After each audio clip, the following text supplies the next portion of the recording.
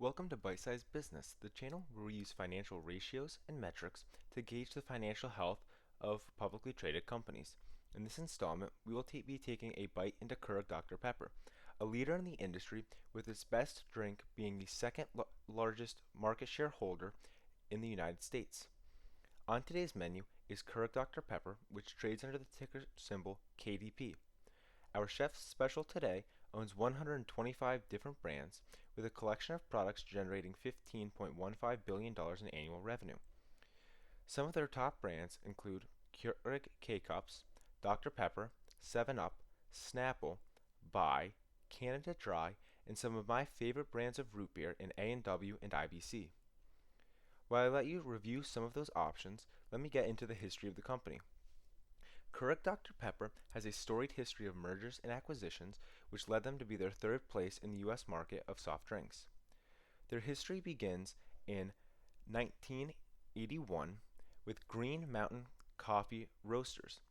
Green Mountain Coffee Roasters was a small company that was bought out by a man after finding the roaster of the coffee beans he had at a local ski lodge.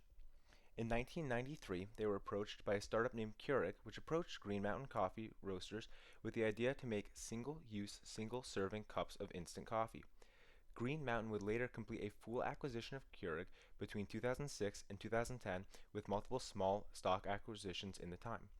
In 2015, Green Mountain Coffee Roasters was acquired by PE firm JAB Holdings, and later in 2018, Green Mountain would acquire Dr. Pepper Snapple Group for $18.7 billion. That same year, shares would be listed as the third largest beverage brand in North America. On the Dr. Pepper side, we have a similarly long and storied history of mergers and acquisitions. Dr. Pepper, which was established in the 1880s but only promoted nationally in 1904. In the 1980s, Dr. Pepper went insolvent and the FTC blocked an attempted acquisition of the manufacturer by Coca-Cola. This caused them to merge with 7-Up. Later, in 1995, Dr. Pepper was acquired by Carlyle, a private equity firm, and British company Cadbury. In 2006, Cadbury would complete a full acquisition of the company, but later would re-spin off Dr. Pepper Snapple Group into the final version that was acquired by Green Mountain Coffee. Let me walk you through some of the appetizers of this meal. Our first appetizer is the income statement. In the most recent income statement, Keurig Dr. Pepper posted revenue of $15.15 billion. They posted an EBITDA of $4.25 billion and a net income of $2.278 billion. The second option today is the balance sheet. The balance sheet comes with $52.7 billion of assets. It comes with $27.7 billion of liabilities, which leaves us with $25 billion in shareholder equity and $16.5 billion of total debt. Our third option is a fan favorite, the cash flow statement. The cash flow statement shows in the last 12 months, Keurig Dr. Pepper has done slightly over $1 billion of free cash flow.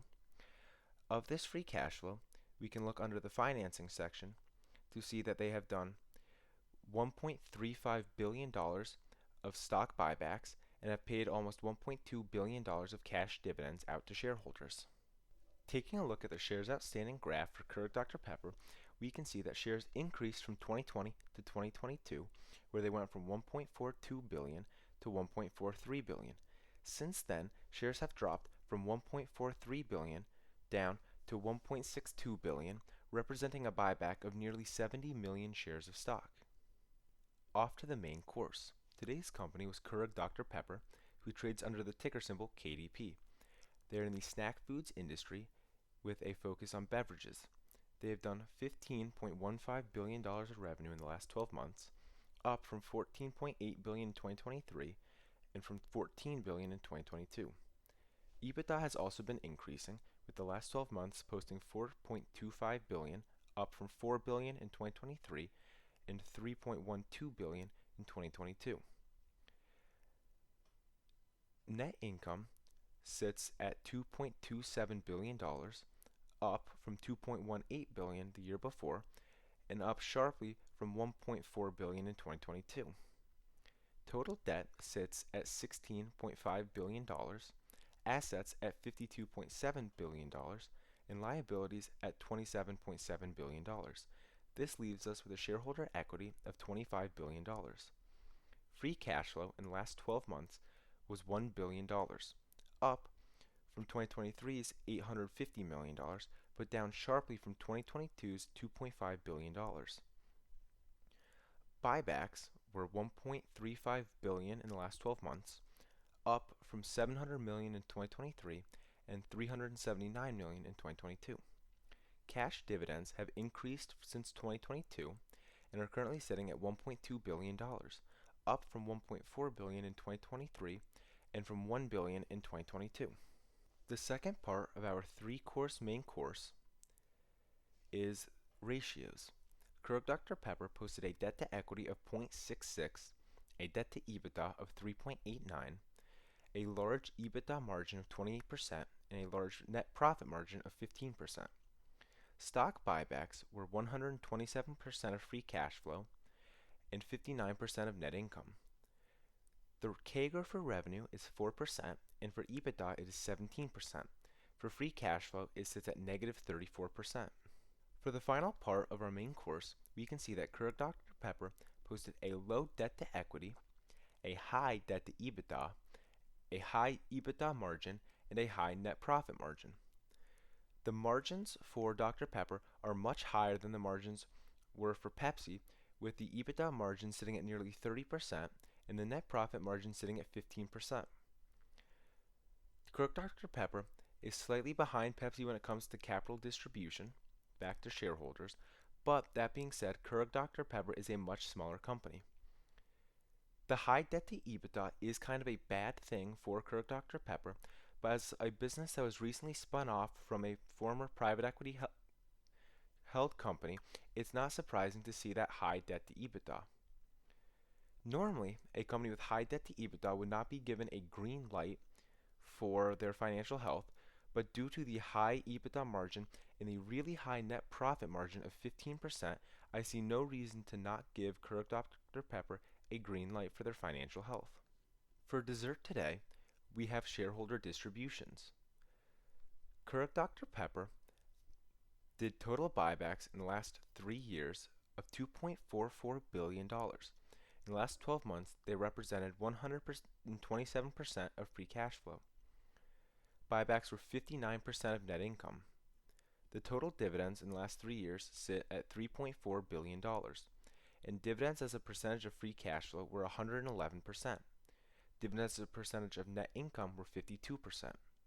The total distribution within the last 3 years was $5.8 billion, and total distributions within the last 12 months were 238% of free cash flow and 111% of net income. Based on Keurig Dr. Pepper's number for total distribution, the amount that each shareholder has received in the last 3 years equates to roughly $4.30. This compares to the $17 from Pepsi, but it should be noted the share prices vary drastically as Pepsi trades in the hundreds price range between 160 and 180, but Keurig Dr. Pepper is currently trading in the 30s, meaning that Keurig Dr. Pepper has likely returned more to shareholders as a percentage of share price than Pepsi. Enjoyed your meal, but as the meal is now coming to an end, I do have to bring out the check. The check for Keurig Dr. Pepper comes under the Keurig brand. The Keurig K-Cups, which are made out of plastic, are often blasted by environmental groups as they sell billions of K-Cups throughout the course of a given year, and each one is made out of plastic, which is not a very recyclable resource. While they are claimed to be 100% recyclable, making billions of single-use items made out of plastic is never going to be good for the environment. Similarly, the company has run into other issues with pooling ads from various news sites, which has blasted attention from both sides of the aisle, with many people boycotting Keurig after they've pulled ads from news sites that they choose to use. I hope you enjoyed my video on Keurig Dr. Pepper, and hope you will join me in the next installment of this series when we take a deep dive into Coca-Cola. If you enjoyed the video, please feel free to like, comment, and subscribe, And again, I ask you to please join me in the video on Coca-Cola.